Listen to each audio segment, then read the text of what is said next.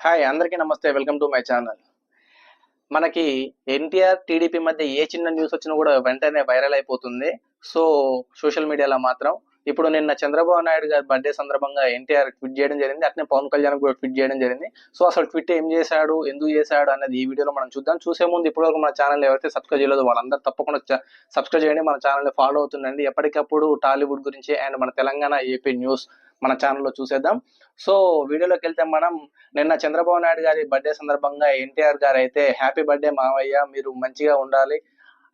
ఇలానే అని చెప్పేసి మీ హెల్త్ బాగుండాలని చెప్పేసి ఎన్టీఆర్ ట్వీట్ అయితే చేయడం జరిగింది.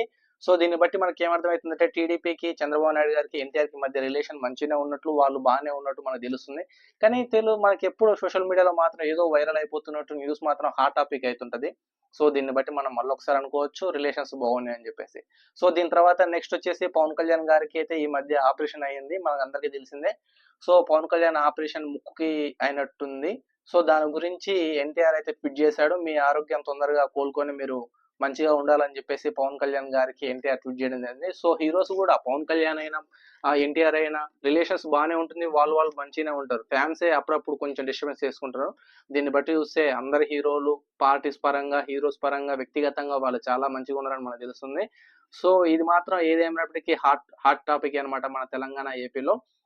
ఒకే రోజు పవన్ కళ్యాణ్‌కి మరియు చంద్రబాబు నాయుడుకి ఎన్టీఆర్ గారు ట్వీట్ చేశారు. దీన్ని బట్టి వాళ్ళ రిలేషన్స్ చాలా బాగున్నట్టు మనకు తెలుస్తుంది. సో, ఇలాంటి మరెన్నో విషయాలని మన ఛానెల్‌లో ఎప్పటికప్పుడు తెలుసుకుందాం. ఈ వీడియో మీకు నచ్చితే లైక్, కామెంట్, షేర్ చేయండి. సబ్స్క్రైబ్ చేయడం మాత్రం మర్చిపోవద్దు. Thank you.